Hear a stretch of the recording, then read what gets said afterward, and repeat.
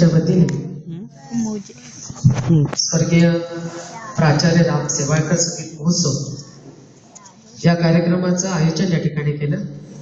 त्या कार्यक्रमाला उपस्थित आमचे पितृतुल्य आदरणीय दादासाहेब चितारे, आदरणीय श्रीमती विद्याताई शेवाळकर, आदरणीय आशुतोषजी शेवाळकर, आदरणीय दादासाहेबजी तोंडगावकर, आमचे या नगरीचे सन्मान्य अध्यक्ष आदरणीय अरुणभाऊ वानखडे, उपनगराध्यक्ष आदरणीय विलासभाऊ काशीकर, ज्यांनी आपल्या पत्रकारितेमध्ये इथलेच रहिवासी, इथले सुपुत्र अतिशय चांगली भरारी घेतली, ते आमच्या आदरणीय अनिलभाऊ अग्रवाल, अतिशय सुंदर असं मार्गदर्शन त्यांनी केलं, ते आमच्या आदरणीय वैगाती करू, आमचे ज्येष्ठ बंधू आणि माझे सहकारी आदरणीय राजाभाऊ देशमुख, आणि ज्यांनी खऱ्या अर्थाने हे नियोजन केलं ते डॉक्टर अडोली आणि चंद्रशेखरजी तारे। इथं खरं तर खूप मोठी मंडळी या ठिकाणी बसलेली आहे, आमचे दादासाहेब धर्माधिकारी साहेबांसाठी पत्रकार मंडळी, सगळे संगीतावर प्रेम करणारी आमची सगळी मंडळी या ठिकाणी आहे।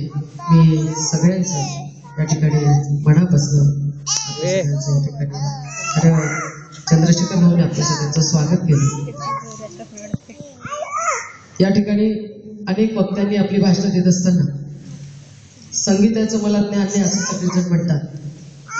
शास्त्रीय संगीत हे जरी कठीण असेल पण शास्त्रीय संगीतामधला गोडवा आणि त्याला जे कष्ट करावे लागतात, खऱ्या अर्थाने संगीतामध्ये आपण असं म्हणतो, बाथरूम मध्ये जरी जो म्हणत असेल मला संगीत, मला त्याच्याशी संबंध नाही, पण तो सुद्धा गाणं गुणगुणतो। आणि असं असताना संगीताशिवाय माणसाचं जीवन वृक्ष आहे आणि संगीतामुळेच माणसाच्या जीवनामध्ये हिरवळ आहे असं म्हणायला गेलं।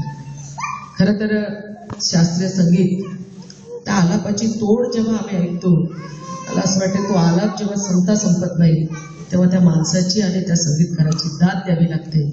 आणि ते एवढी साधी गोष्ट नाही, सकाळी उठून त्याने त्या दिनचर्यामध्ये त्याने ती साधना करणं आणि त्या साधनेला खऱ्या अर्थाने खरं स्वरूप जेव्हा भेटतं आपल्याकडून जोरडत आहे तेव्हा हातामध्ये तानपुरा घेऊन गाणारा हा आमचा शास्त्रीय संगीतकार, त्याला खरं आम्ही सगळ्यांनी सलाम केला पाहिजे। खरं माझ्या बाबांनो, मग आमच्या अनेक गायिका असेल, खरं आपल्या सगळ्यांची आवडती गायिका म्हणजे लताजी। लता दीदींनी खरं आजचा प्रजासत्ताक दिन आहे, जर त्यावेळी ए मेरे वतन के लोगो जरा आंख मिलाओ पाणी जो शहीद हुए हैं उनकी, खरं हे गाणं तेव्हा म्हणत असताना मला असं वाटतं संगीतामध्ये भाव आहे।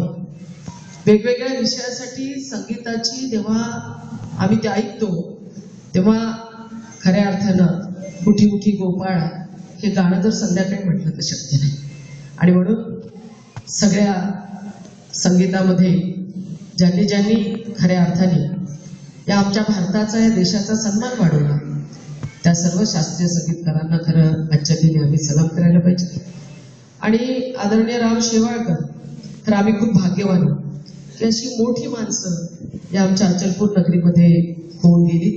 आणि आशुतोष भाऊ, मी तुम्हाला मनापासून धन्यवाद देईन की हे काम पूर्ण करत असताना हे आपलं राहतं घर, अतिशय सुंदर असं सभागृह आपण या ठिकाणी बांधलं। आणि ज्यांनी ज्यांनी आज खऱ्या अर्थाने याला दाद देत असताना आमचे अनिल जगरवाल असतील, दादासाहेब काका असतील, नैनाताई असतील, अरुणभाऊ असतील आणि मी असेल, खऱ्या अर्थाने समाज जेव्हा आम्हाला मोठं करतो तेव्हा खऱ्या अर्थानं आमची सुद्धा ती जबाबदारी असते। आम्ही कोणी आमच्या खिशातले पैसे देत नाही, अनेक ठिकाणी तो देण्याचा प्रसंग आम्हाला येतो, पण जेव्हा अधिकारामध्ये शेवटी हे नाट्यगृह बांधत असताना ते कलात्मक बांधण्याच्या दृष्टिकोनातून ते काही साधन आणि अचलपूर नगरीला शोधणार आणि एवढा मोठा साहित्यिक राम शेवाळकर हे आमच्या नगरीमधून होऊन गेले।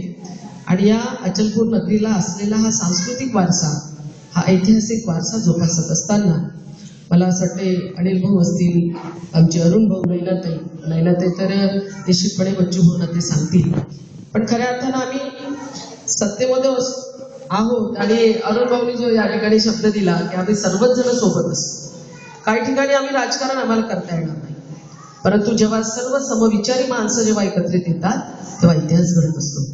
आणि मला खात्री आहे की या ठिकाणी या सगळ्यांच्या आशीर्वादाने, खरं आम्ही मी म्हणून कोणी म्हणणार नाही, आपल्या सगळ्यांच्याच आशीर्वादाने ही भव्य वास्तू या ठिकाणी निश्चितपणे होईल असा मलाही आजच्या दिनी आत्मविश्वास वाटतो.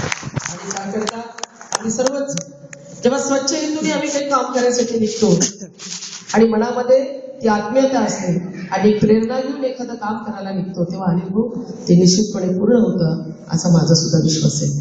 आणि म्हणून आम्ही सगळी समविचारी माणसं या मंचावर अतिशय सगळ्यांनी आपल्या भाषणामध्ये सगळा वेगवेगळा विषय घेत असताना संगीत हे जीवनामध्ये किती महत्वाचं आहे. शेवटी सगळीकडे वाहत वाहत आम्ही एकाच ठिकाणी आलो आणि तोच कार्यक्रम आता इथे होणार आहे.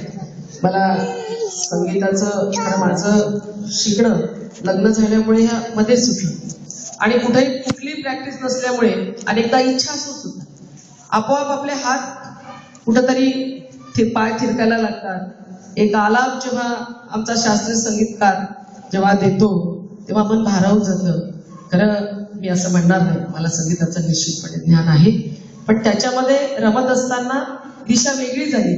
पण तरी सुद्धा हा तणाव कमी करत असताना जेव्हा खऱ्या अर्थानं सकाळच्या प्राणायामामध्ये काही गोष्टी आम्ही जेव्हा करतो, मला अनुभव आहे की मध्ये माझं गाणं बिलकुल सुटून गेलं आणि माझा आवाज इतका नुकसान झालेला होता. माझा आवाज सारखा भाषण धूळ या सगळ्यामुळे बसत होता. आणि जेव्हा मी काही गोष्टी सुरू केल्या तेव्हा माझं सकाळचं याकून मी तुषारा धवला जे शास्त्रीय याच्यामध्ये मी नेहमी म्हणायची ते म्हणण्यासाठी माझा आवाज थोडा तयार झाला. आणि मग माझ्या लक्षात आलं की या संगीतामध्ये एवढी मोठी ताकद आहे.